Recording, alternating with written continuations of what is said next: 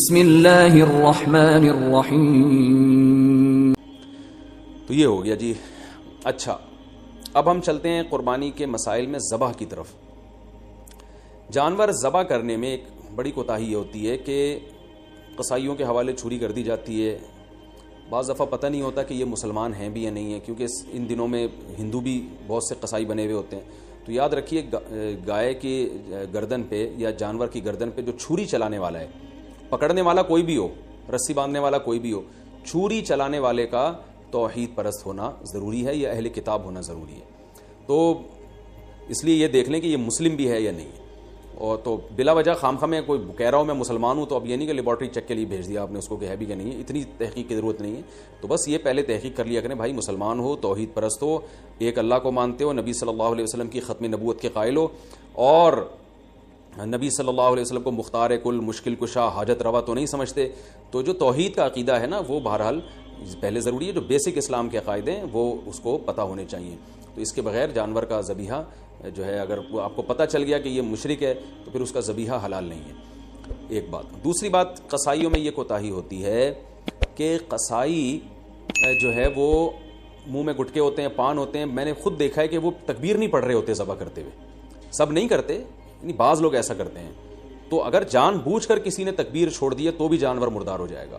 اس لیے قرآن مجید میں صاف اللہ کا حکم ہے، وَلَا تَأْكُلُوا مِمَّا لَمْ يُذْكَرِ اسْمُ اللَّهِ عَلَيْهِ. وہ جانور جس پر اللہ کا نام نہ لیا جائے اس کو مت کھاؤ. تو اس لیے اس بات کا اہتمام کرنا چاہیے. جو لوگ جانور کے قریب کھڑے ہوئے ہیں ان کو سب کو چاہیے زور سے تکبیر پڑھنا شروع کر دیں، تاکہ چھری پھیرنے والے کو یاد آ جائے اور وہ غفلت نہ کرے اس بارے میں. ہاں، اگر بھولے سے رہ گیا، اس بیچارے کو یاد ہی نہیں رہا، تو وہ جانور حلال ہے، اس میں کوئی حرج نہیں ہے. جان کر تکبیرات چھوڑ دینا یہ بالکل، اس سے جانور مردار ہو جاتا ہے. بعض اب ایسے ہوتا ہے کہ ایک آدمی سے چھری چل نہیں رہی ہوتی تو دوسرا بھی ہاتھ لگا دیتا ہے، یار ہم دونوں مل کے چھری چلا دیتے ہیں.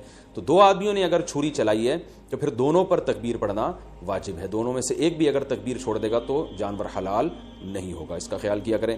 اور ویسے بھی جانور کو خود ذبح کیا کریں. علماء کہتے ہیں کہ جانور ذبح کرنے والا جو جس کی قربانی ہے نا، وہ خود ذبح کرے گا تو اس میں زیادہ ثواب ہے. ایک کوتاہی جو بہت عرصے سے میں بتاتا چلا آ رہا ہوں، قصائی جانور ذبح کرنے کے بعد 4 رگیں کٹنے کے بعد حرام مغز میں چاقو مارتے ہیں. یہ بالکل غلط ہے. صرف 4 رگیں کاٹ کے جانور کو چھوڑ دینا ہے تاکہ بلیڈنگ زیادہ ہو، اس کا خون نکل جائے باڈی سے.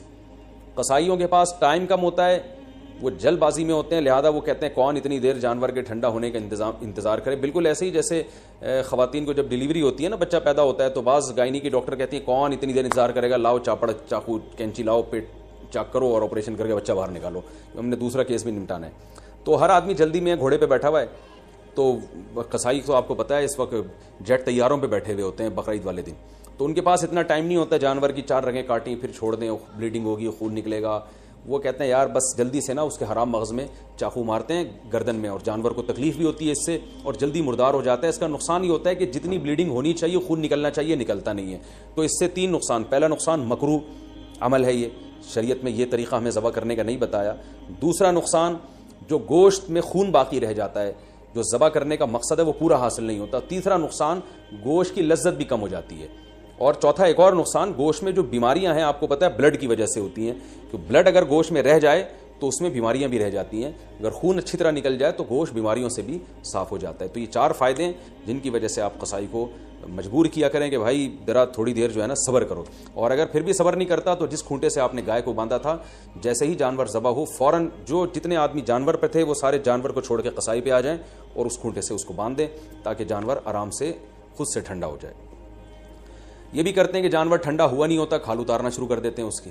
تو یہ بھی غلط ہے. لیکن اگر ایسے جو وہ قصائی جو پکڑائی میں نہیں آ رہا، اگر آپ نے اس کو کھونٹوں سے باندھ دیا تو انشاءاللہ یہ تمام ٹینشنیں آپ کی حل ہو جائیں گی. قصائی حضرات ناراض ہوتے ہیں میری ان باتوں سے. بھائی میں آپ کے بارے میں بات ہی نہیں کر رہا، میں ان قصائیوں کے بارے میں بات کر رہا ہوں جو شرافت سے کنٹرول میں آ نہیں رہے. تو آپ تو ماشاءاللہ اچھے لوگ ہیں جو میرا بیان سن رہے ہیں. آپ تو جانور کی 4 رگیں کاٹیں گے، اس کے بعد آپ آرام سے بیٹھ جائیں گے یا دوسرے جانور کو گرانے کی فکر میں لگ جائیں گے.